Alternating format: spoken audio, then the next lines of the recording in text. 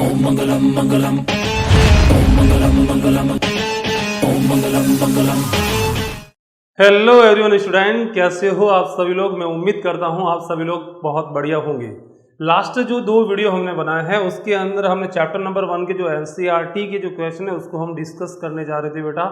और उसके अंदर हमने जो डिस्कस किया है, पहले पार्ट के अंदर क्वेश्चन नंबर 1 से लेकर के 10 तक डिस्कस किया है। फिर उसके बाद में हमने जो 10 से लेकर के 20 तक डिस्कस किया, और जो तीसरा वीडियो था हमारा उसके अंदर हमने 20 से लेकर के 28 तक हमने डिस्कस किया है। तो बेटा आज की जो वीडियो है उसके अंदर 28 से आगे वाले जो न्यूमेरिकल है उनके बारे में बेटा हम डिस्कस करने वाले हैं। तो चलिए बेटा आप कॉपी और पेन लेकर के तैयार हो जाइए और आज का वीडियो स्टार्ट करते हैं। तो मैं मंगल सुधार आप सभी का बहुत बहुत स्वागत, अभिनंदन, आभार इकबाल करता हूं आपके अपने प्यारे से, खूबसूरत से, अच्छे से डिजिटल प्लेटफॉर्म्स मेंटोर मंगल पे। चलिए आज का बेटा वीडियो स्टार्ट करते हैं और कॉपी और पेन लेकर के तैयार हो जाइए। बेटा आज का जो सवाल है क्वेश्चन नंबर जो 29 है, वो क्वेश्चन नंबर 29 दिया गया है, वो दिया गया है। एक बार मैं देख लेता हूँ क्या सवाल है अपना 29, ठीक है ना बेटा। मैं देख लेता हूँ एक बार। हाँ, सवाल दिया गया है हमारे को, वो दिया गया है किसी खोखले आवेशित चालक में उसके पृष्ठ पर कोई छिद्र बनाया गया है। जैसे हमारे को कोई भी एक आवेशी चालक दिया गया है, ठीक है, खोखला है, और उसके पृष्ठ पर यहाँ पर कोई एक छिद्र बनाया गया, यहाँ पर एक छिद्र बना रखा है ये वाला, और ये एक समान आवेशित है। क्लियर है। यह दर्शाइए कि छिद्र में विद्युत क्षेत्र सिग्मा अपॉन 2 एप्सिलॉन नॉट है। आपको यहाँ पे प्रूव करना है कि यहाँ पे जो विद्युत क्षेत्र होगा इस छिद्र में वो कितना होगा। आपको ये प्रूव करना है सिग्मा अपॉन में 2 एप्सिलॉन नॉट एन कैप होता ही आपको प्रूव करना है, ठीक है। जहाँ एन एकांक वेक्टर है, अभिलंब दिशा में बहुमुखी एकांक वेक्टर, रो है छिद्र के निकट आवेश का पृष्ठीय घनत्व है। बेटा यहाँ पे जो हमारे को प्रूव करना है, ठीक है, ये आपके बोर्ड के अंदर एक जो बड़ा सा सवाल होता है 2 या 3 नंबर का सवाल, इसके अंदर भी पूछा जा सकता है। प्रूव करने के लिए कहा जा सकता है कि सिद्ध कीजिए कि कोई एक ऐसा चालक है जिसका पृष्ठीय आवेश घनत्व सिग्मा है, उसके अंदर एक कोई भी छिद्र बनाया गया है, वहां पे उसका जो विद्युत क्षेत्र होता है वो सिग्मा अपॉन में 2 एप्सिलॉन नॉट होता है। आपको प्रूव करने के लिए बेटा पूछा जा सकता है। क्लियर है। तो चलिए इसको प्रूव करते हैं। देखिए बेटा हमारे को, मैं मान लेता हूं कि इसका जो पृष्ठीय आवेश घनत्व है वो सिग्मा है। पृष्ठीय आवेश घनत्व कितना है बेटा, सिग्मा है, ठीक है। यहाँ पर जो आवेश है, किसी चालक को दिया गया आवेश उसकी सतह पर रहता है, यानी कि आवेश जो रहेगा वो इसकी सतह पर रहेगा, और यहाँ पर भी होगा, ठीक है। और इसने बोला कि यहाँ पर हमने एक छिद्र बना दिया, यहाँ पर मैंने एक छिद्र बना दिया, ये काट के बना दिया, ये छिद्र बना दिया यहाँ पर इस तरीके से, और यह बोल रहे हैं कि इस छिद्र पे जो विद्युत क्षेत्र होना चाहिए वो सिग्मा अपॉन में 2 एप्सिलॉन नॉट होना चाहिए। इस बात को प्रूव करते हैं। बेटा हमने जो डेरिवेशन किया था उस डेरिवेशन के अंदर हमने अच्छे से पढ़ा हुआ है कि यदि कोई भी एक चालक गोला है और उस चालक गोले के पृष्ठ पे जो विद्युत क्षेत्र होता है वो KQ अपॉन में कैपिटल R स्क्वायर होता है। यदि आपको आवेश दिया गया है, जैसे कोई भी एक चालक गोला है, ये चालक गोला है, इसके ऊपर यदि आपको आवेश दिया गया है तो इसके पृष्ठ पे यदि कोई भी पॉइंट लेते हो वहां का विद्युत क्षेत्र कितना होता है, KQ अपॉन में कैपिटल R स्क्वायर होता है। और यदि अपन बाहर कोई भी पॉइंट लेते हैं, ये तो सरफेस पे होता है, और यदि कोई भी अपन पॉइंट है वो आउटसाइड लेते हैं, जैसे पॉइंट आपने इसके ठीक बाहर लिया, इस पॉइंट पर पूछा जाए इलेक्ट्रिक फील्ड कितना होगा, तो आप बेटा लाला आपका जो आंसर होना चाहिए वो क्या होना चाहिए, KQ अपॉन में स्मॉल R स्क्वायर होगा। क्लियर है। और ये का ये आपको इनसाइड यदि कोई पॉइंट गिवन है और वहां का आपको पूछा जाए कि विद्युत क्षेत्र कितना होगा, तो अपन क्या बोलते थे, 0 बोलते थे, ठीक है।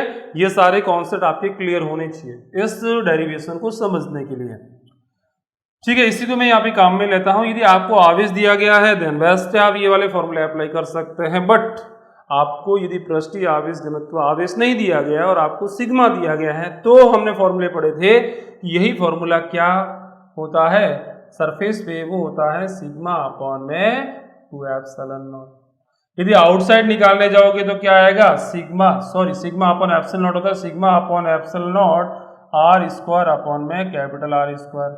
अरे पढ़ा कि नहीं पढ़ा लाला। यहाँ पे ये वाला कैपिटल R स्क्वायर ऊपर आता है और नीचे आता है स्मॉल r स्क्वायर, ठीक है बेटा। ये फॉर्मूला हमने पढ़े हुए हैं, और अंदर तो इसके लिए भी 0 होगा। तो हम इसी फॉर्मूले को काम में लेंगे, चूंकि हम जानते हैं, क्या जानते हैं, जो नहीं जानता है उसको भी मजबूरी में लिखना पड़ता है कि हम जानते हैं, ठीक है ना। सर क्या मजाक करते हो आप, है ना। देखो यहां पर मैं एक पॉइंट लेता हूं, जो पॉइंट कहां होगा, इसके पृष्ठ पर होगा कि नहीं। ये यदि मैं पूछूं कि इस पॉइंट का विद्युत क्षेत्र कितना होगा, तो किसी लाले से मैंने सवाल पूछा या किसी लाली से सवाल पूछा तो वो लाली ये बोलेगी कि सर इसका विद्युत क्षेत्र तो मेरे को आता है, और फटाक से उसने आंसर दिया कि पृष्ठ पे जो विद्युत क्षेत्र होता है वो सिग्मा अपॉन एप्सिलॉन नॉट होता है। ठीक है, लाली ने बता दिया। अब मैं किसी एक्स, जो दूसरी एक लड़की है बबीता, से पूछा, भाई बबीता बता तू इसका आंसर क्या होगा, यदि मैं बाहर ठीक इसके पास में पॉइंट और इसके ठीक पास में इसका विद्युत क्षेत्र कितना होगा। तो देखो जैसे जैसे हमें ये भी पॉइंट पता होना चाहिए कि जब कोई चालक वस्तु है और उसके जैसे जैसे अपन बाहर जाते हैं, पॉइंट जितना दूर होता जाएगा विद्युत क्षेत्र धीरे धीरे डिक्रीज होता जाता है। ठीक है, पृष्ठ में सबसे ज्यादा होता है और जैसे जैसे अपन आगे जाएंगे, जैसे फॉर एग्जांपल इस पॉइंट का विद्युत क्षेत्र है वो 10 है, तो इसके थोड़ा सा पास में पॉइंट लेंगे, वहां का विद्युत क्षेत्र कितना होगा, 9.9 होगा। थोड़ा सा आगे और जाएंगे 9.8 आएगा, फिर थोड़ा आगे जाएंगे 9.7 आएगा, इस तरीके से होगा। यानी कि आगे आगे जैसे जैसे आप जाते जाओगे विद्युत क्षेत्र का मान घटता जाएगा। क्लियर है। लेकिन जब मैं अंदर जाता हूं, थोड़ा सा यदि मैं अंदर भी चला जाता हूं और जैसे ही आप अंदर जाओगे विद्युत क्षेत्र फटाक से क्या होता है, 0 होता है। यदि आप थोड़ा सा बाहर जाते हो विद्युत क्षेत्र थोड़ा सा कम होता है, लेकिन अंदर जाते तो विद्युत क्षेत्र तो क्या होता है, 0 होता है, क्योंकि हमें पता है कि अंदर वाला फॉर्मूला 0 का काम करता है और बाहर जो फॉर्मूला अप्लाई होता है वो के क्यू अपॉन में क्या होता है। अरे बाहर यदि आपको निकालना तो फॉर्मूला क्या होता है, के क्यू अपॉन में आर स्क्वायर होता है, और आर की वैल्यू लगभग यदि पॉइंट यहाँ पे लगा तो त्रिज्या के बराबर होगी कि नहीं होगी, तो आप यहाँ पे लिखोगे कैपिटल आर स्क्वायर, यानी कि यहाँ से जो आंसर मिलेगा बाहर पॉइंट यदि लोगे तो वहां पर और पृष्ठ पे विद्युत क्षेत्र क्या मिलेगा, एक जैसा मिलेगा। ठीक है, तो इसको समझने के लिए हम ऐसा करते हैं बेटा, मैं आपको एक पॉइंट दे देता हूं। यहाँ पर मैंने छिद्र बनाया है, ये रहा हमारे पास में छिद्र। ठीक है, यहाँ से लेकर के यहाँ तक क्या है, छिद्र है। यदि मैं यहाँ पर पूछूंगा, ये जैसे पॉइंट ए है, आपको पूछा जाए कि ए पॉइंट पर विद्युत क्षेत्र कितना होगा, तो आपका आंसर आएगा, क्या आंसर आएगा, सिग्मा अपॉन में एप्सिलॉन नॉट। मैं पूछूंगा कि ए के ठीक समीप, ए के ठीक समीप बाहर उपस्थित बिंदु बी पर, यहां पर एक पॉइंट दिया, ठीक इसके पास में मैं थोड़ा दूर बना रहा हूं बिंदु बी को आपको दिखाने के लिए, ताकि आपको आसानी से दिखे, लेकिन वास्तव में ये बी पॉइंट क्या है, इसके ठीक पास में और कहां है, बाहर है। तो ए के ठीक समीप बाहर उपस्थित बिंदु बी पर विद्युत क्षेत्र क्या होगा, लाला बोल, अरे बोल बेटा क्या होगा, E V is equal to, अरे जितना पृष्ठ पे होगा पृष्ठ से थोड़ा सा कम होगा, यानी कि उसे अपन पृष्ठ पे यदि सिग्मा अपॉन एप्सिलॉन नॉट है तो बाहर भी क्या लिख सकते हैं, सिग्मा अपॉन एप्सिलॉन नॉट लिख सकते हैं। यदि आपको पूछा जाए कि ए के ठीक समीप अंदर कोई पॉइंट है, तो अपन लिखेंगे ए के ठीक समीप, ए के ठीक समीप अंदर उपस्थित बिंदु सी पर, अंदर उपस्थित बिंदु सी पर विद्युत क्षेत्र कितना होगा। आई होप आपके वीडियो, आज के वीडियो के अंदर आपके सारे इससे रिलेटेड जितने भी डाउट है वो सारे डाउट क्लियर होने चाहिए, क्योंकि मोस्टली लड़कों को ये वाला सवाल समझ में नहीं आता कि एक्चुअली करना क्या है। गारंटी है कि आपको एंड तक इस वीडियो को देखोगे तो आपको ये डेफिनेटली समझ में आएगा। अंदर कितना होगा, यहाँ पर पॉइंट जी सी लेंगे, और सी तो क्या होता है अंदर, और अंदर विद्युत क्षेत्र कितना होता है, 0 होता है। यानी कि पूछा जाए बाहर कितना होगा, सिग्मा अपॉन एप्सिलॉन नॉट, अंदर कितना होगा, 0 होगा। ठीक है, ओके। अब देखिए बेटा,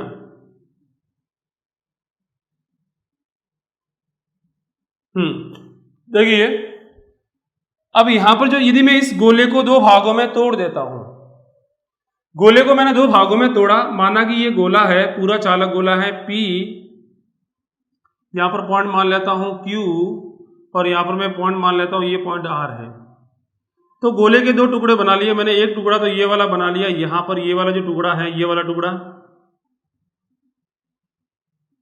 उस टुकड़े को मैं नाम दे दूंगा पी आर, और एक ये छोटा सा टुकड़ा और एक बड़ा सा टुकड़ा बनेगा पी क्यू आर। हम गोले को दो भागों में डिवाइड करते हैं।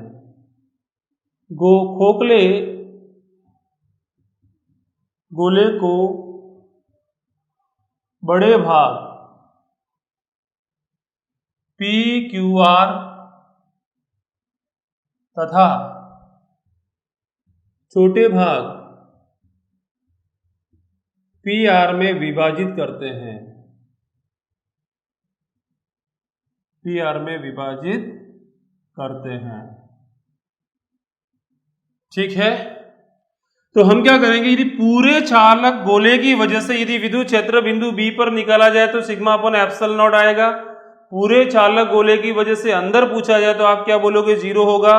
लेकिन यदि आपको बोला जाए कि यही गोला दो भागों में डिवाइड किया गया है और फिर किसी बाहर बिंदु बी पर पूछा जाए विद्युत क्षेत्र कितना होगा या फिर अंदर विद्युत क्षेत्र कितना होगा, इसको ज्ञात करते हैं, ठीक है। तो अपन लिखेंगे बिंदु बी पर विद्युत क्षेत्र, बिंदु बी पर विद्युत क्षेत्र, बिंदु बी पर विद्युत क्षेत्र क्या लिखोगे, ई बी पॉइंट पर। अरे बी पॉइंट पर आपको विद्युत क्षेत्र निकालना है। दो भाग बनाए हमने, एक तो बड़ा वाला भाग, एक छोटा वाला भाग।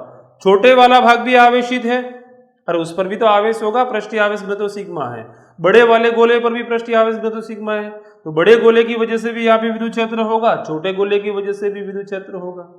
मैं मान लेता हूं बड़े भाग के कारण विद्युत क्षेत्र E1, बड़े भाग का विद्युत क्षेत्र कितना है, E1 है, प्लस छोटे भाग का विद्युत क्षेत्र कितना है, छोटे भाग का विद्युत क्षेत्र कितना मैं मान लेता हूं बेटा, बोल, अरे बोल हाँ या ना बोल बेटा, ठीक है, E2 मान लेता हूं। तो हम देखते हैं कितना आएगा। यदि मैं छोटे से भाग केवल इस छोटे से भाग की वजह से निकालूंगा, इस पर आवेश कितना है, प्लस आवेश है, और इसकी वजह से यहां पे विद्युत क्षेत्र में मान लेता हूं E2 है, छोटे भाग का कितना है, E2 है। तो E2 की बेटा डायरेक्शन क्या आएगी, इस छोटे से भाग की वजह से बिंदु बी पर मैं विद्युत क्षेत्र निकालना चाहूं तो कैसे निकालेंगे अपन। अरे विद्युत क्षेत्र कैसे होता है, जैसे मैंने आपको एक टुकड़ा दिया ये प्लस वाला, और मैं बोलूँ कि यहाँ पर जो विद्युत क्षेत्र होगा वो क्या होगा, अरे इसके तल के लंबवत ऐसे होगा कि नहीं होगा, बाहर की ओर। अरे ये हमारे पास में छोटा सा टुकड़ा है तो इसके तल के लंबवत बाहर की ओर विद्युत क्षेत्र ऐसे आएगा कि नहीं आएगा, E2 आएगा छोटे भाग का। ऐसा कैसा बड़े भाग का भी पूछा जाए तो क्या होगा, जैसे यहाँ पर आपको बड़ा भाग दे दिया होता है ऐसे plus plus plus plus plus, और यहाँ पर पूछा जाए विद्युत क्षेत्र कितना होगा तो आप बोलोगे ऐसे होगा। अरे लंबवत या तो अंदर हो सकता है या लंबवत बाहर हो सकता है, कैसे होगा, लंबवत बाहर होगा, माइनस होता तो लंबवत अंदर होता। क्लियर है। तो ये इसको हमने मान लिया E1। अरे बड़े भाग की वजह से कितना है, E1 है, क्योंकि दोनों की डायरेक्शन क्या है, सेम है। तो नेट कितना आएगा, E1 प्लस E2 आएगा, यानी कि बिंदु बी पर विद्युत क्षेत्र निकालने जाओगे तो कितना आएगा, E1 प्लस E2। ठीक है, ओके। अब देखिए बेटा, जैसे मैं फॉर एग्जाम्पल, आप समझना इस बात को, मैं कह रहा हूं कि मेरे पास में यह L लंबाई की छड़ है, इस पूरी छड़ की वजह से यहाँ पे विद्युत क्षेत्र 10 है। एक तरीका तो ये हो गया, आप ऐसा करो पूरी छड़ की वजह से यहाँ पे निकाल दो। एक तरीका ये भी तो हो सकता है कि इस छड़ को मैं दो भागों में बांटो, एक छड़ ये होगी एक छड़ ये होगी। तो अब आपको विद्युत क्षेत्र यहाँ पे पूछा गया है, तो बड़े छड़ की वजह से डायरेक्ट निकालो या फिर छड़ को दो भागों में डिवाइड करके प्रत्येक छड़ की वजह से यहाँ पर जो आएगा उसको ज्ञात करो, फिर उसका एडिशन कर दो। दोनों ही केस में आंसर क्या निकलना चाहिए, सेम निकलना चाहिए। मान लिया था कि इस छड़ की वजह से विद्युत क्षेत्र 2 आया और इस बड़ी वाली छड़ की वजह से विद्युत क्षेत्र 8 आया, तो भी कितना होगा, 10 ही होगा। यानी कि कहने का मतलब यह है लाला कि आप यदि किसी पूरी वस्तु की वजह से यदि विद्युत क्षेत्र किसी स्थान पे निकालते हो तो जो आंसर आएगा वो, और उसी वस्तु को यदि आप छोटे छोटे टुकड़ों में डिवाइड करके उस स्थान पे विद्युत क्षेत्र निकालते हो तो जो आंसर आएगा, ये दोनों आंसर क्या होंगे, सेम होने चाहिए। पूरा निकालो या टुकड़ों में करके निकालो, बस ऐसा ही है। मैंने पहले जो निकाला था बी बिंदु पर वो पूरे गोले की वजह से निकाला था, और अब यहां पर जो ज्ञात कर रहा हूं मैं वो दो टुकड़ों की वजह से ज्ञात कर रहा हूं। तो यहां पर जो आंसर आना चाहिए वो, और यहां पर जो आंसर आना चाहिए वो, दोनों क्या होने चाहिए, शुड बी इक्वल, यानी कि इक्वल होने चाहिए। यानी कि E1 प्लस E2 का मान, यानी कि E1 और E2 का मान किसके बराबर होना चाहिए, सिग्मा अपॉन एप्सिलॉन नॉट के बराबर होना चाहिए। क्लियर है, आई होप अच्छे से क्लियर हो गया होगा। अगला, अब हमारे को कोई पॉइंट अंदर दिया गया है, अब हम क्या करेंगे, अंदर बिंदु सी पर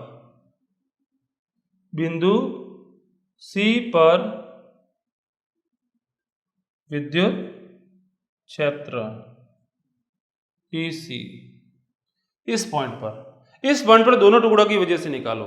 अरे ये टुकड़ा, ये क्या है बेटा, एक छोटा सा टुकड़ा है। कैसा है, छोटा सा टुकड़ा है ना।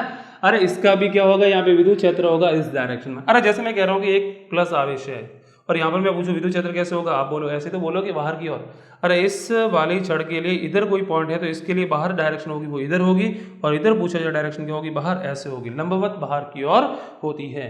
यानी कि इसी छोटे से टुकड़े की वजह से यहाँ पे जो विद्युत क्षेत्र आएगा E2, उसकी डायरेक्शन क्या होगी, ये होगी। लेकिन बड़े से टुकड़े की वजह से, जैसे कोई भी बड़ा सा टुकड़ा दिया है और आपको पूछा है कि इस पॉइंट में विद्युत क्षेत्र क्या होगा, अरे विद्युत क्षेत्र हमेशा क्या होता है, पृष्ठ के तल के लंबवत बाहर की ओर, यानी कि इधर ही आएगा। यानी कि इस बड़े गोले की वजह से आप यहां पर ज्ञात करो, मतलब यहां पर ज्ञात करो, डायरेक्शन क्या आएगी, इधर ही आएगी। लेकिन E2 का मान यहां पर आएगा इधर और यहां पर आएगा इधर। कहने का मतलब यह है कि बिंदु C पर जो नेट विद्युत क्षेत्र होगा वो कितना होगा, E1 माइनस E2 होगा। क्यों, क्योंकि दोनों की डायरेक्शन अपोजिट है। दोनों की डायरेक्शन यदि सेम होती तो हम दोनों को जोड़ देते, दोनों की डायरेक्शन अपोजिट है तो दोनों को एक दूसरे में से घटा देंगे। यानी कि जब मैं इसकी वजह से निकालता हूं तो मेरे हिसाब से आंसर क्या आना चाहिए, E1 माइनस E2 आना चाहिए। दो अलग अलग टुकड़े लेकर के जब अंदर विद्युत क्षेत्र निकालते हैं तो E1 माइनस E2 आता है। जब पूरा गोला माना जाता है तो विद्युत क्षेत्र 0 आता है। मतलब E1 माइनस E2 का मान किसके बराबर होना चाहिए, 0 के बराबर होना चाहिए। यानी कि यहां से लिखेंगे E1 minus E2 should be equal to 0। यानी कि E1 प्लस E2 का मान सिग्मा अपॉन 2 एप्सिलॉन नॉट होना चाहिए। E1 माइनस E2 का मान 0 होना चाहिए। दो इक्वेशन बनेगी हमारे पास में, इस इक्वेशन और इस इक्वेशन को सॉल्व करो आप। यानी कि यहां से मिलेगा बेटा E1 इज इक्वल टू क्या मिलेगा, E2 मिलेगा। यानी कि E1 का मान और E2 का मान बेटा क्या होगा, बराबर होगा। जब E1 और E2 का मान बराबर होगा, यहाँ पे रखो आप। अरे यहाँ पर E2 की जगह, अरे E2 का मान भी किसके बराबर होगा, E1 के बराबर होगा। यानी कि E2 की जगह भी जब आप E1 लिखोगे, यानी कि E1 plus E1 is equal to क्या मिलेगा, सिग्मा अपॉन 2 एप्सिलॉन नॉट। तो E1 और E1 कितना हो गया, 2E1 is equal to, sorry, sigma upon epsilon not. तो यहाँ पर भी आएगा सिग्मा अपॉन एप्सिलॉन नॉट। और जब आप इसको सॉल्व करोगे तो यहाँ से बेटा निकल के आएगा E1 is equal to sigma upon 2 epsilon not. E1 का मान भी यही आएगा और E2 का मान भी यही आएगा। और E1 बेटा क्या है, बड़े टुकड़े की वजह से विद्युत क्षेत्र। E2 क्या है, छोटे से टुकड़े की वजह से विद्युत क्षेत्र। और आपको पूछा गया है बेटा, पहले इसको लिख लो पूरा कॉपी के अंदर, वीडियो को पॉज करके, या फिर इसका स्क्रीनशॉट ले लीजिए, फिर मैं इसको जल्दी से रब करता हूं। ठीक है बेटा, फटाक से लिख दीजिए इसको। लिखा क्या, ठीक है। हाँ, इस डायग्राम को मैं रब करता हूं। अरे जैसे ये इस तरीके का डायग्राम था, अब इस पर आवेश प्लस था, इस पर आवेश प्लेस थे, ये मेरे रसगुल्ले, नन्हे मुन्ने बच्चे, देख इधर देख, नन्हे मुन्ने बच्चे है ना। यहाँ पर इसका जो विद्युत क्षेत्र आएगा वो ऐसे ही तो आएगा E1। अरे यहाँ पर ज्ञात करो, यहाँ पर ज्ञात करो, यहाँ बीच में ज्ञात करो। इसने पूछा कि इस पॉइंट पर जो विद्युत क्षेत्र होगा वो कितना होगा। अरे E1 का मान कितना है, सिग्मा अपॉन में 2 एप्सिलॉन। तो क्या सर यहाँ पर दूसरा टुकड़ा भी तो है, लेकिन मैंने बोला कि इस खुद के टुकड़े का यहाँ पर जो विद्युत क्षेत्र होगा वो क्या होगा, 0 होगा। क्योंकि हमें पता होना चाहिए कि कोई भी यदि चालक वस्तु दी गई है, उस चालक वस्तु के खुद कोई भी एक बिंदु आवेश दिया गया है, उसके बिंदु आवेश के खुद के ऊपर यदि विद्युत क्षेत्र पूछा जाए तो आप क्या बोलोगे बेटा, 0 बोलोगे। तो यहाँ पे खुद का तो अपना क्या होगा, 0 होगा। लेकिन इस वाले स्थान पे इस बड़े से टुकड़े का विद्युत क्षेत्र कितना होगा, सिग्मा अपॉन में 2 एप्सिलॉन नॉट होगा। और यही हमारे को लाला प्रूफ करना था। तो आई होप आपको ये अच्छे से वीडियो पसंद आ गया होगा, अच्छे से इसका जो सॉल्यूशन आपको समझ में आ गया होगा। आगे बेटा हम बात करेंगे क्वेश्चन नंबर 30 की बात करने वाले हैं। क्वेश्चन नंबर 30 की बात करेंगे। जीने के है 4 दिन, ओ बाकी है बेकार दिन। इसलिए बेटा पढ़ाई कर ले भाई, देखो ना, जीने के 4 दिन है, बाकी बेकार दिन है, इसलिए 4 दिन तू पढ़ाई कर ले, तेरी जिंदगी बन जाएगी, जिंदगी सेट हो जाएगी। ठीक है ना। ये जो बातें हैं वो बाद में कर लेना, ये जो आपका टाइम पास कर रहे हो ना, व्हाट्सएप है, आप जो यूज़ कर रहे हो, इंस्टाग्राम है, फेसबुक है, ये तो आपके लिए बहुत टाइम है। यदि आप कहीं जगह पे एक अच्छे सी जगह पे यदि सेट हो जाते हो तो आपके लिए वहाँ इसके लिए बहुत काफ़ी टाइम है आपके पास में। यदि देखो, जो नौकरी करने का मज़ा होता है वो 21 साल में नौकरी करने का मज़ा कुछ अलग ही होता है, और बुढ़ापे में नौकरी करने का दर्द जो होता है वो कुछ अलग ही होता है। इसलिए बेटा आपको हिम्मत नहीं हारनी है, आपको अभी से तैयारी के अंदर लग जाना है। यदि आपको कहीं पे भी यदि समझ में नहीं आता है, कमेंट बॉक्स के अंदर आप मेरे को लिख भी सकते हो कि सर हमारे को फिजिक्स में थ्योरी समझ में नहीं आ रही है, या जो न्यूमेरिकल्स होते हैं उनको किस तरीके से अटेंड किया जाए। यदि आप कमेंट बॉक्स में लिखोगे तो मैं जरूर इसके ऊपर एक वीडियो बनाऊंगा कि न्यूमेरिकल किस तरीके से फिजिक्स के अंदर अटेंड किया जाए, और फिजिक्स के अंदर कैसे एक अच्छा स्कोर किया जाए। जैसे आप नीट की तैयारी करो कि नीट के अंदर सर किस तरीके का पैटर्न होता है, किस तरीके से एक अच्छा स्कोर तैयार किया जाए एक टाइम लिमिटेड के अंदर, या फिर न्यूमेरिकल को सॉल्व करने की अप्रोच क्या होनी चाहिए। इसके ऊपर मैं एक सेपरेटली वीडियो लेकर के आऊँगा, वहाँ पे इस चीज़ को मैं बताऊँगा। तो बेटा देखो, अपन स्टार्ट करते हैं। अगला जो क्वेश्चन नंबर 30 है उसको स्टार्ट करते हैं। उससे पहले मैं आपको एक श्लोक सुनाता हूँ, ठीक है ना। अरे ऐसा करते हैं बेटा, देखो इसको मैं बाद में सुना, पहले क्वेश्चन नंबर 30 करते हैं, ठीक है। क्वेश्चन नंबर जो 30 है वो अपना बेटा है, ठीक है। उसके बाद में मैं सुनाता हूँ आपको। देखो, गाउस का नियम उपयोग किए बिना, इसने बोला है कि गाउस का नियम काम में नहीं लेना है। क्वेश्चन नंबर 30, गाउस के नियम का उपयोग किए बिना किसी एक समान रेखिक आवेश घनत्व लैम्बडा के लंबे तार के कारण विद्युत क्षेत्र के लिए सूत्र प्राप्त कीजिए। बड़ा अच्छा सवाल है। देखिए, हमने एक डेरिवेशन कर चुके हैं पहले। एक तार दिया गया है, अनंत लंबाई का है, उसके ऊपर आवेश फैला हुआ है, और एक समान आवेश एक समान रूप से फैला हुआ है। तो इसका आपको एक समान जो आवेश फैला हुआ उसका रेखीय आवेश घनत्व आपको लैम्बडा दिया गया है, और फिर वहाँ पे आपको लिखा जाता था कि गाउस के नियम की सहायता से r दूरी पर विद्युत क्षेत्र का फॉर्मूला डेराइव कीजिए।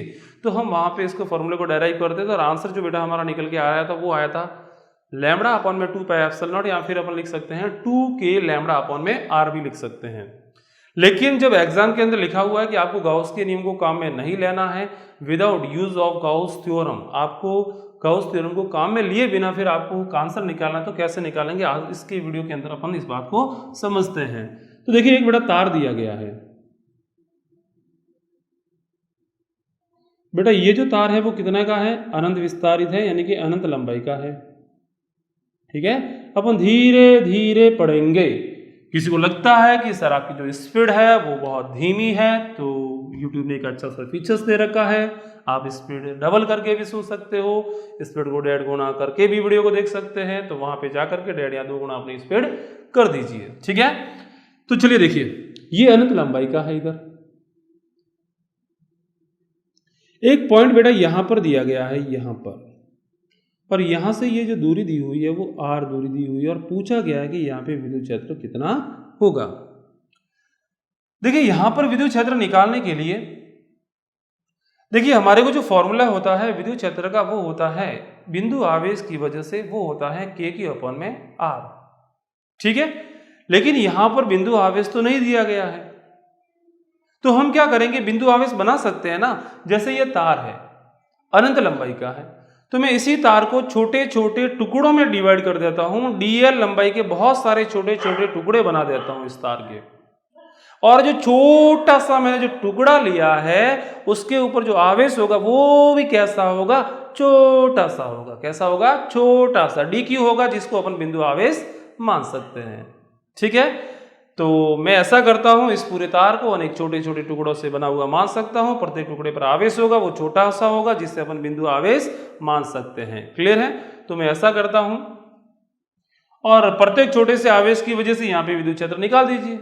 अरे जितने भी छोटे छोटे आवेश आएंगे उन सभी का विद्युत क्षेत्र यहाँ पे निकाल दे जाओ, और सभी का योग करते जाओ, आंसर निकल के आ जाएगा, ठीक है। मैं ऐसा करता हूं, L दूरी पर ऊपर की ओर, यहां पर L दूरी पर ऊपर की ओर मैंने एक अल्पांश लिया dl, मैंने एक अल्पांश ले लिया dl, ठीक है। इस dl पर जो आवेश होगा वो बेटा कितना होगा, dl लंबाई का जो है इसके ऊपर जो आवेश होगा वो बेटा dq होगा। कितना होगा, dq होगा। इस dq की वजह से इस dq को अपन एक बिंदु आवेश मान सकते हैं, और इस बिंदु आवेश की वजह से इस पॉइंट पर विद्युत क्षेत्र निकाल सकते हैं। दोनों पॉइंटों को हम यहाँ पे मिला लेते हैं, ठीक है। तो यदि धनावेश होगा तो जो दिशा आएगी विद्युत क्षेत्र की वो इसी रेखा पर आएगी बाहर की ओर। यदि यही आवेश ऋणावेश होता तो इस बिंदु पर जो दिशा आती वो अंदर की ओर आती। चूंकि धनावेश है तो दिशा कैसे मिलेगी विद्युत क्षेत्र की? बाहर की ओर मिलेगी। अरे मैं कह रहा हूं कि यहाँ पे आवेश थोड़का सा है। कैसा है? थोड़का सा है। तो यहाँ पे जो विद्युत क्षेत्र आएगा वो भी क्या आएगा? थोड़का सा आएगा, जिसे अपन लिख लेते हैं dE1 से लिख लेते हैं। क्लियर है? ऐसा का ऐसा मैं क्या करता हूं कि L दूरी पर जब आपने ऊपर अल्पांश लिया है तो L दूरी पर नीचे भी तो एक अल्पांश होगा इसके संगत। अरे यहां पर भी होगा कोई ना कोई। ये रहा छोटा सा dl, ये छोटा सा dl अल्पांश ले लिया। इसके ऊपर आवेश भी कैसा होगा? छोटा सा। कैसा होगा? छोटा सा। ठीक है, dq आवेश एक छोटा सा आवेश मैंने ले लिया यहाँ पे। अरे इस छोटे से आवेश को मैं बिंदु आवेश मान सकता हूं और इस बिंदु आवेश की वजह से मैं यहाँ पे विद्युत क्षेत्र को फाइंड आउट कर सकता हूं। क्या आएगा विद्युत क्षेत्र? अरे विद्युत क्षेत्र इस दिशा में आएगा कि नहीं आएगा? मैं मान लेता हूं कि ये विद्युत क्षेत्र कितना है? dE2 है। क्लियर है? ठीक है। अरे मान लेते हैं कि ये वाली दूरी x है तो ये दूरी भी कितनी होगी लाला? x होगी, क्योंकि दोनों त्रिभुज, अरे ये पॉइंट O है, ये पॉइंट P है, ये पॉइंट A है, ये पॉइंट B है। तो देखना त्रिभुज AOP, AOP और त्रिभुज कौन सा? OBP। दोनों त्रिभुज कैसे हैं? सर्वांग सम त्रिभुज हैं। कैसे हैं? सर्वांग सम। सर्वांग सम होंगे तो उनकी सभी भुजाएं भी क्या होगी? बराबर होगी। अरे ये भुजा L, ये भी भुजा L होगी, ये भुजा R तो ओबेनिस्ट है, ये एंगल 90 है तो ये एंगल भी 90। तो इस वाली भुजा को तो जक मार के बराबर होना पड़ेगा। कैसे मार के? जक मार के बराबर होना पड़ेगा। ये x है तो ये भी कितना होगा? x होगा। क्लियर है? ठीक है। अब हम लिखेंगे, ऐसा करते हैं, इसकी वजह से विद्युत क्षेत्र निकाल देंगे, इसकी वजह से विद्युत क्षेत्र निकाल देंगे, फिर इन दोनों की वजह से विद्युत क्षेत्र d1 इधर आएगा, d2 इधर आएगा। इन दोनों को सरल करेंगे जो इनके बीच में रिजल्ट निकल के आ जाएगा। अरे इस दिशा में आएगा कि नहीं आएगा? हाँ या ना बोल बेटा। अरे कोई दिक्कत वाली बात? अरे कोई दिक्कत वाली बात? ठीक है, नहीं है ना? ठीक है। अपन लिखेंगे, क्या लिखेंगे? हाँ, dl अल्पांश A पर उपस्थित, ऐसा लिखना पड़ेगा ना भाई। A पर उपस्थित dl अल्पांश के कारण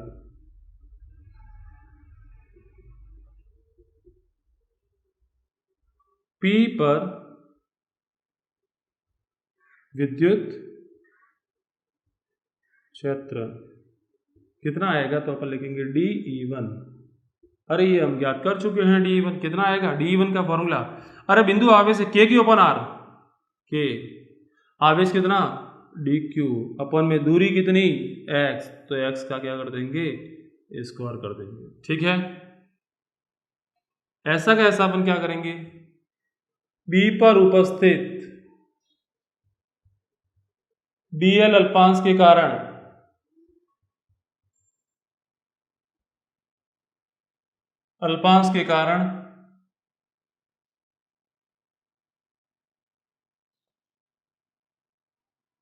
विद्युत क्षेत्र कितना आएगा? dE2 is equal to K। अरे आवेश कितना? dq। ठीक है। अपन में दूरी कितनी है? x से, तो अपन लिखेंगे x²। अरे d1 का मान आ चुका है, d2 का मान आ चुका है। दोनों का मान देखो, ध्यान से देखो, दोनों बराबर है। अरे ध्यान से देखिए, वही यही विद्युत क्षेत्र है d1 और d2। अरे दोनों बराबर है कि नहीं? बराबर है।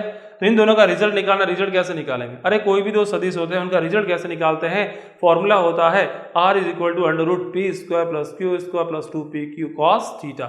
वहां से जब आंसर निकालने जाओगे, आंसर निकल के आ जाएगा, लेकिन एक लंबा आंसर, आपको टाइम ज़्यादा लगेगा, कॉम्प्लिकेटेड होगा थोड़ा। तो इससे भी बढ़िया तरीका है कि आप उसके घटक करो। अपन क्या करेंगे? इसके दो घटक करेंगे। एक घटक आएगा ऊपर, एक घटक आएगा हॉरिजॉन्टल, इस दिशा में। अरे ये एंगल थीटा तो ये एंगल भी थीटा, ये एंगल थीटा तो ये भी बनेगा थीटा, और ये भी कितना बनेगा? थीटा बनेगा। तो मेरे को d2 के घटक करने हैं, जिसके साथ में कौन बनता है वो कौन सा घटक? कॉस घटक। यानी कि ये कौन सा आएगा? dE2 cos थीटा, और ये वाला आ जाएगा dE2 sin थीटा। ऐसा का ऐसा dE1 के भी मैं घटक करूंगा। इसका एक घटक आएगा इधर और एक घटक आएगा नीचे। इधर कौन सा घटक आएगा? dE1 cos थीटा, और इधर आएगा dE1 sin थीटा। अब देखो यानी कि दो वेक्टर को सरल करना था तो मैंने दोनों को घटकों में तोड़ा, कुल मिलाकर के 4 वेक्टर हैं। इसमें से ये दोनों वेक्टर दोनों एक दूसरे को परिमाण में समान है, दिशा में विपरीत है, दोनों एक दूसरे को मार देंगे। ये खचाक खचाक दोनों ने मार दिया, ठीक है। लेकिन ये वाले दोनों समान दिशा में, अरे एक ही डायरेक्शन में है, क्या होंगे, जुड़ जाएंगे। तो अपन लिखेंगे नेट, अरे DE परिणामी कितना आएगा, अरे DE1 cos theta plus DE2 cos theta. हाँ या ना बोल, अरे आएगा ना। अरे DE1 का मान और DE2 का मान तो क्या है, सेम है। कितना है, सेम है। देखो या तो अपन ऐसा करते हैं, इसकी जगह DE1 रखो, D1 cos थीटा और D1 cos थीटा कितना हो जाएगा, 2D1 cos थीटा हो जाएगा।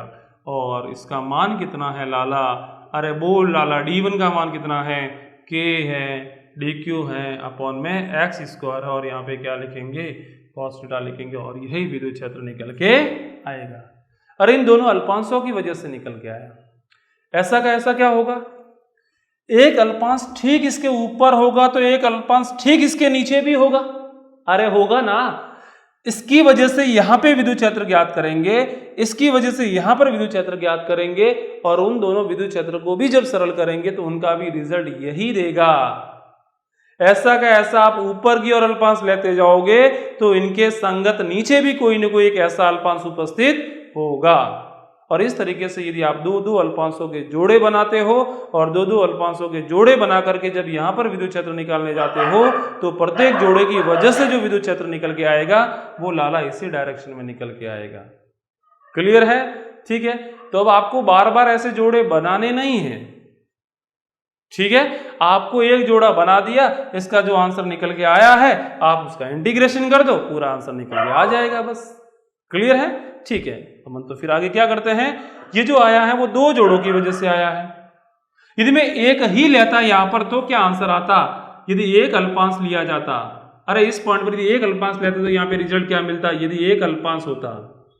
अरे जब दो अल्पांशों की वजह से इतना आता है, तो यदि एक अल्पांश होता तो आंसर क्या होता, तो अपन लिखते D = K, अरे इसका आधा करो, अरे ये होता कि नहीं होता, और ये हमारे पास में आंसर आ चुका एक अल्पांश की वजह से।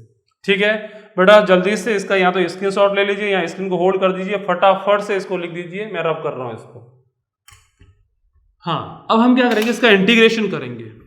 इसका इंटीग्रेशन करते हैं। इंटीग्रेशन कहां से करेंगे, जब आप एक अल्पांश ले रहे हो, ऐसे बहुत सारे अल्पांश कहां से बनेंगे, नीचे से ठेठ ऊपर तक बनेंगे, यानी कि -∞ से लेकर यहां तक बनाओगे, +∞ तक आप लिमिट को लगाना है। ठीक है, तो अपन लिखेंगे, अपन यहां पे लिखेंगे, अपन यहां पे लिखेंगे, क्या लिखेंगे, अरे अपन कुछ लिखेंगे यहां पे। ठीक है, क्या लिखते देखो, हाँ अपन लिखेंगे कि क्या आया, D = K dq अपॉन में x² cos थीटा आया। तो पूरे तार के कारण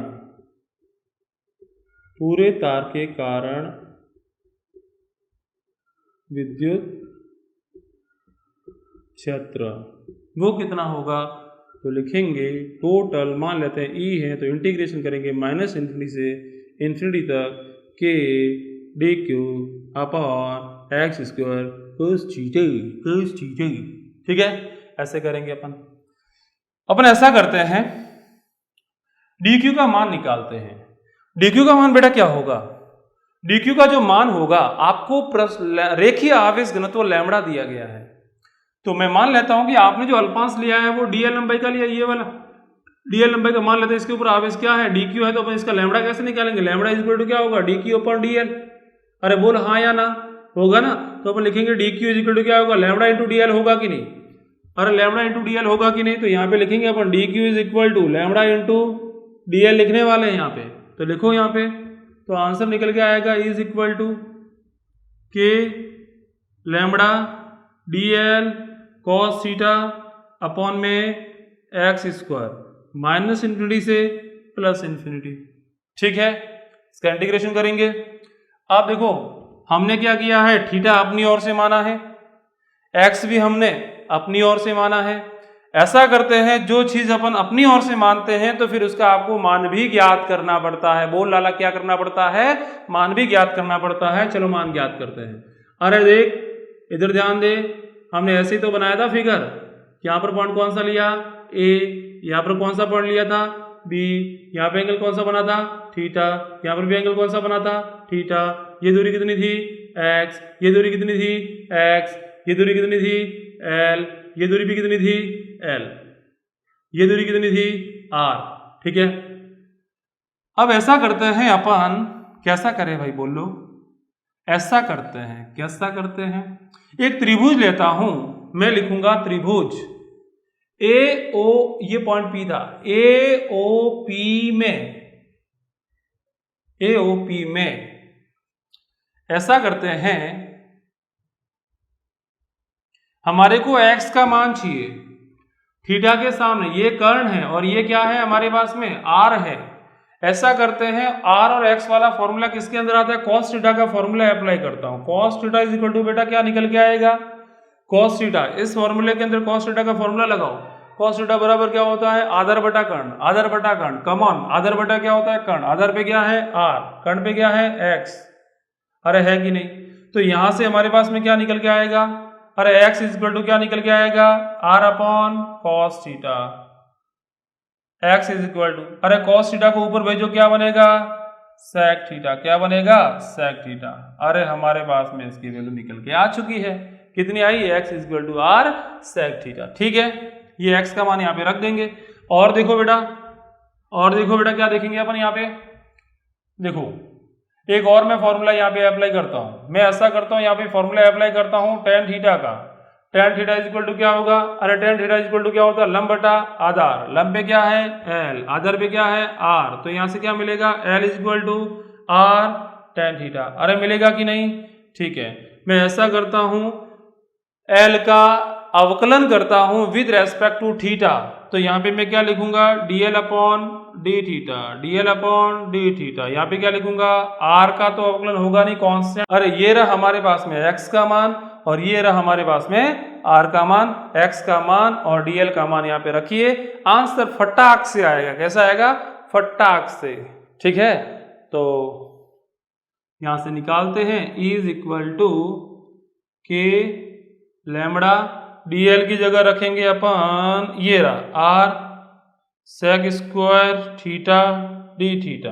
अब एक्चुअली क्या है कि यहाँ पर आपको जो इंटीग्रेशन करना पड़ता था वो l के सापेक्ष करना पड़ता, फिर l के सापेक्ष करते आपको लिमिट रखनी पड़ती माइनस इन्फिनिटी से लेकर के प्लस इन्फिनिटी तक। मैंने क्या कर दिया? इस इंटीग्रेशन को ही चेंज कर दिया। मैंने dl की जगह डी थीटा ला लिया ताकि मैं cos थीटा का इंटीग्रेशन कर सकता हूँ विद रेस्पेक्ट टू थीटा। इसलिए मेरे को dl की जगह जैसे तैसे करके मेरे को थीटा लाना था, डी थीटा लाना था, इसलिए मैंने ये सारी चीजें यहाँ पर करी है। देखो dl की जगह क्या आ रहा है? अब डी थीटा आएगा। क्लियर है? ठीक है, dl का मान ये रख दिया और पीछे क्या है? cos थीटा है, तो मैंने यहाँ पे cos थीटा लिख दिया।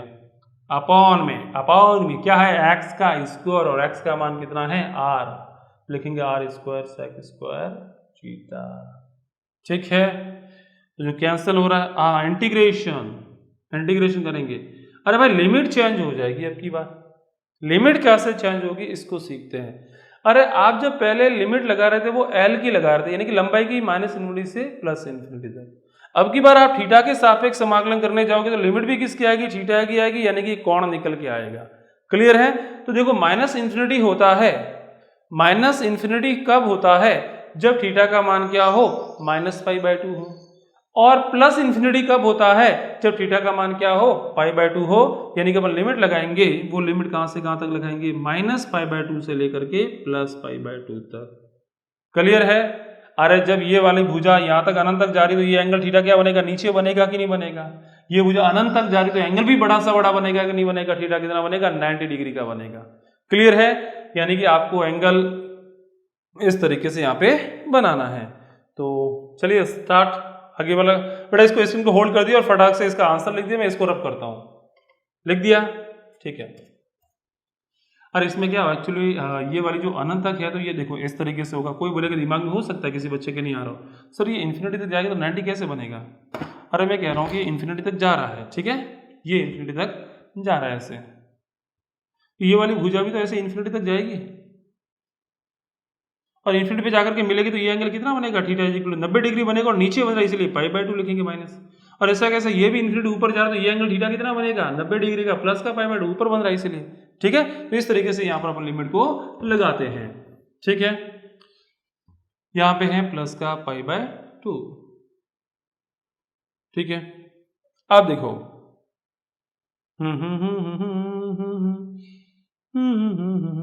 देखो यहाँ पे sec स्क्वायर थीटा से sec स्क्वायर थीटा कैंसिल हो गया, एक आर से एक आर कैंसिल हो गया, तो आंसर बेटा क्या निकल के आएगा, इसको अपन लिखते हैं यहाँ पे आएगा, वो आएगा E is equal to, integration करोगे के कांस्टेंट होगा बाहर आएगा, लैम्बडा कांस्टेंट होगा बाहर आएगा, और इंटीग्रेशन करोगे आप और आर भी कांस्टेंट होगा तो बाहर आ जाएगा, और इंटीग्रेशन करोगे -π/2 से लेकर के +π/2 तक, अंदर बचेगा cos थीटा और d थीटा, cos थीटा और d थीटा। आपको क्या करना है, cos थीटा का इंटीग्रेशन करना है। चलिए cos थीटा का इंटीग्रेशन करते हैं। इज इक्वल टू के लैम्बडा अपॉन में r। अरे cos थीटा का इंटीग्रेशन क्या होता है, ये तो गली गली में बच्चा कर रहा है, क्या होता है sin थीटा होता है, और क्या करोगे आप -π/2 से लेकर के +π/2 तक। ठीक है, तो आंसर निकालो इसका, E इज इक्वल टू के लैम्बडा अपॉन में r sin थीटा। अरे थीटा की जगह पहले क्या रखोगे π/2 यानी कि 90 डिग्री, अरे 90 डिग्री कितना होता है प्लस का 1, फिर माइनस, अरे साइन -π/2 यानी कि माइनस में 90 डिग्री होता है तो माइनस का 1 होता है, माइनस माइनस क्या हो जाएगा प्लस का 1, और आंसर जो बेटा निकल के आएगा वो आएगा, अरे 1 और 1 कितना हुआ 2, 2 आगे ले लिया कितना आ गया 2 के लैम्बडा अपॉन में r, और यही आंसर होता है, या फिर इसी को लिखा जा सकता है is equal to lambda upon में 2πε0 r। अरे के की जगह रखो ना 1/4πε0, ठीक है ना, के की जगह लिखोगे तो 2 से 2 कैंसिल हो गया। ठीक है, तो यहाँ पर हमारे पास में जो आंसर आएगा वो 2πε0 r आ जाएगा। ठीक है, इस तरीके से करते हैं इसको, 2 के लैम्बडा अपॉन में r, और यही बेटा आंसर होता है जब हमने गाउस के नियम को काम में लेकर के इसको सॉल्व किया था। आई होप आपको ये अच्छे से समझ में आ गया होगा। विदाउट यूजिंग गाउस थ्योरम हमने इसका डेरिवेशन किया। अब क्वेश्चन नंबर 31 को हम डिस्कस कर रहे हैं। यहाँ पे क्वेश्चन नंबर 31, क्वेश्चन नंबर 31 क्या है इसको देखते हैं अपन। क्वेश्चन नंबर 31, ठीक है,